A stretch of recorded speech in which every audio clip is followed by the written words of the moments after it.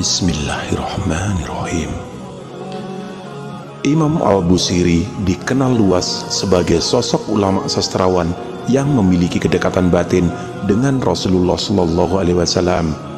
Lahir pada tahun 1213 Masehi di Busir, sebuah daerah di Mesir.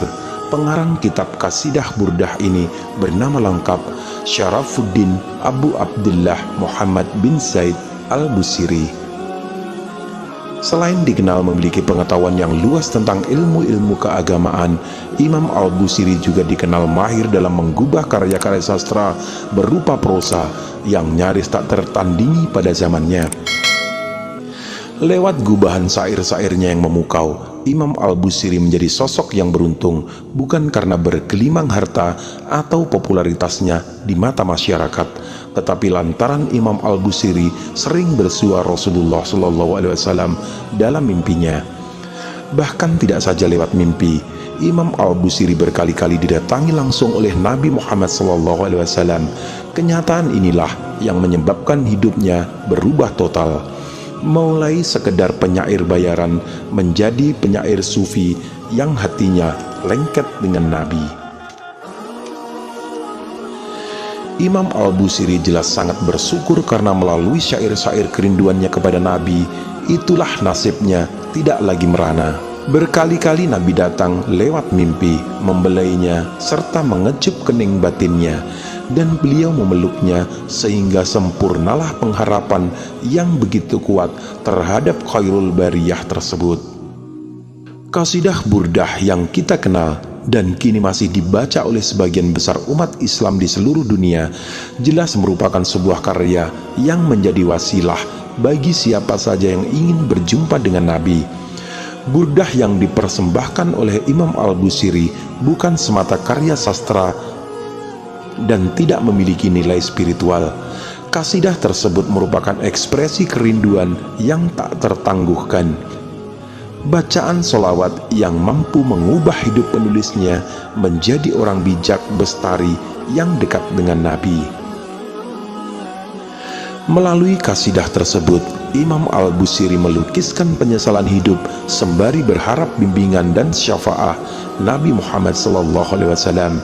Imam Al-Busiri meyakini bahwa dengan solawat, entah dalam bentuk syair, puji-pujian, atau apa saja bentuknya, kelak ia akan mendapatkan curahan kasih sayang dari Rasulullah SAW. Memang pujian Al-Busiri terhadap Nabi dalam bait-bait kasidahnya tidak terbatas pada sifat dan kualitas pribadi Nabi. Namun kasidah tersebut juga mengungkap kelebihan Nabi yang paling utama, yaitu mukjizat yang paling besar, Al-Quran.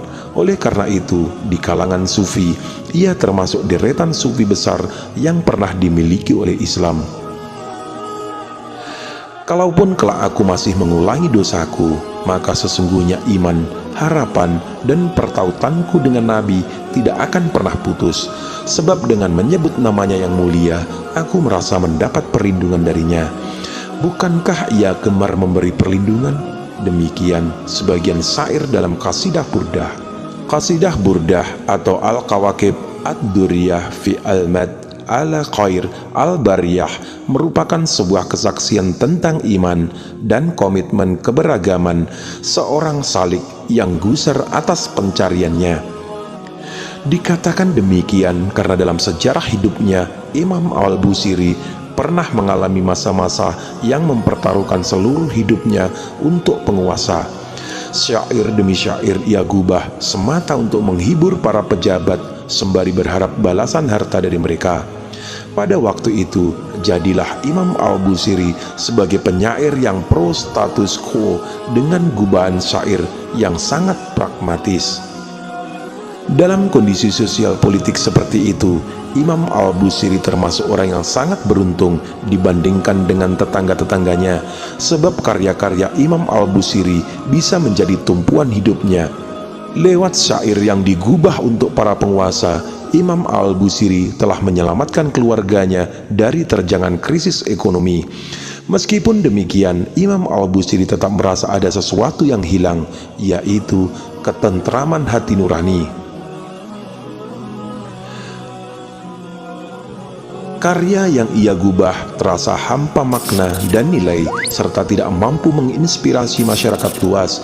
Karena itu, di balik kepuasan duniawi yang nyaris setiap hari ia dapatkan, Imam Al-Busiri tetap merasa asing dengan kehidupannya. Meskipun Imam Al-Busiri menyadari bahwa usianya semakin bertambah dan tak banyak kebajikan yang telah ia lakukan, namun ia tetap kukuh menjalankan profesinya sebagai penyair untuk penguasa demi menunjang kebutuhan hidup keluarganya. Hingga datanglah hari yang kelam, Imam Al-Busiri terserang penyakit lumpuh. Ia tergeletak di tempat pembaringannya tanpa mampu berbuat apa-apa. Tidak sedikit tabib yang didatangkan dan sudah banyak obat yang ia telan, tetapi semuanya sia-sia. Para pejabat yang selalu ia sanjung juga tak bisa dimintai pertolongan. Imam Al-Busiri pun mesti menanggung penyakit tersebut dalam waktu yang cukup lama. Di tengah kondisi yang nyaris putus asa, terbersit dalam pikirannya untuk mengubah syair atau pujian kepada Nabi Muhammad SAW dengan harapan penyakit lumpuhnya jadi sembuh. Tentunya ide tersebut tidak makul bagi para tabib dan pejabat sekalipun. Namun Imam Al-Busiri yakin bahwa syair atau pujian untuk Rasulullah SAW yang akan ia gubah bisa menjadi perantara bagi kesembuhannya. Imam Al-Busiri berpikir, jika dengan syair keuntungan materi bisa didapat, kenapa tidak dijadikan perantara untuk mendapat kesembuhan? Di tempat pembaringannya yang lusuh, syair demi syair ia tulis. Setiap kali ia menyusun kata, sosok Rasulullah SAW seakan-akan tersenyum memesona kepadanya. Itulah yang menyebabkan Imam Al-Busiri terkesima. Tak ada iri dan dengki pada diri Nabi. Bahkan Nabi mampu menjalin hubungan sosial dengan siapapun, tak pandang agama, golongan, musuh, atau siapapun. Bagi beliau, bersikap ramah merupakan kemestian bagi setiap manusia. Tiap hari dan malam Rasulullah SAW tak henti memikirkan nasib umatnya. Meskipun dalam kondisi serba kekurangan, beliau tetap mengutamakan kepentingan orang lain di atas kepentingan sendiri. Refleksi itulah yang menyebabkan Imam Al-Busiri tak kuasa memendam rindu untuk berjumpa dengan Nabi. Maka syair yang meluncur dari bibirnya berupa syair kerinduan, ungkap batin untuk berpeluk mesra dan memohon agar syafaat Nabi menyertainya. Inilah refleksi terbesar dalam kisah hidup Imam Al-Busiri yang ia tulis dalam syair bernilai sastra tinggi. Sebuah refleksi yang mengubah pandangan hidup Imam Al-Busiri serta menggelegaknya api cinta kepada Rasulullah SAW. Dan ketika gubahan syairnya selesai, Imam Al-Busiri takjub karena Rasulullah SAW pun datang menemuinya melalui mimpi. Malam itu mungkin menjadi malam terindah bagi Imam Al-Busiri, malam yang tak bisa ia lupakan dalam sejarah hidupnya, sebab lewat mimpi tersebut Rasulullah SAW mendatangi Imam Al-Busiri dan mengusap ubun-ubunnya, menyelimuti tubuhnya dengan burdah, baju hangat yang terbuat dari kulit binatang yang biasa dipakai Nabi Muhammad SAW. Beberapa saat setelah kejadian tersebut, Imam Al-Busiri benar-benar sembuh dari penyakit lumpuhnya. Orang-orang di sekitarnya pun takjub. Demikian pula dengan para tabib dan penguasa yang sebelumnya kehabisan ide untuk menyembuhkannya. Imam Al-Busiri sembuh dan bisa beraktivitas seperti sedia kala. Sejak itu orang-orang percaya bahwa Imam Al-Busiri sembuh dari penyakitnya berkat syair burdah yang digubah untuk Nabi Muhammad SAW.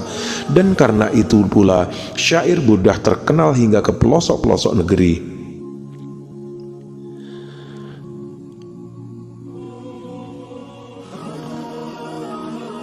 Imam Al-Busiri menyadari bahwa untuk berjumpa Nabi lewat mimpi, manusia mesti suci batinnya, yakni senantiasa memalingkan nafsunya dari segala kesenangan yang melenakan. Menurutnya, kesenangan terhadap segala hal bisa menghitamkan hati dan membunuh sekaligus menjadikan manusia tercela. Dalam kitabnya, Imam Al-Busiri berdendang, "Maka palingkanlah nafsumu dari kesenangan, takutlah jangan sampai ia memiliki kekuasaan. Sesungguhnya nafsu jikalau berkuasa maka akan membunuhmu dan membuatmu celah. Jagalah hawa nafsu, ia bagai ternak dalam kebaikan. Jika ia merasa nyaman dalam kebaikan itu, maka tetap jaga dan jangan biarkan. Betapa banyak kelezatan justru bagi seseorang membawa kematian, karena tiadanya pengertian bahwa racun tersimpan dalam makanan." Dari Jubah Kanjeng Nabi oleh Ayu Srianto Elga dan Nur Fadilah.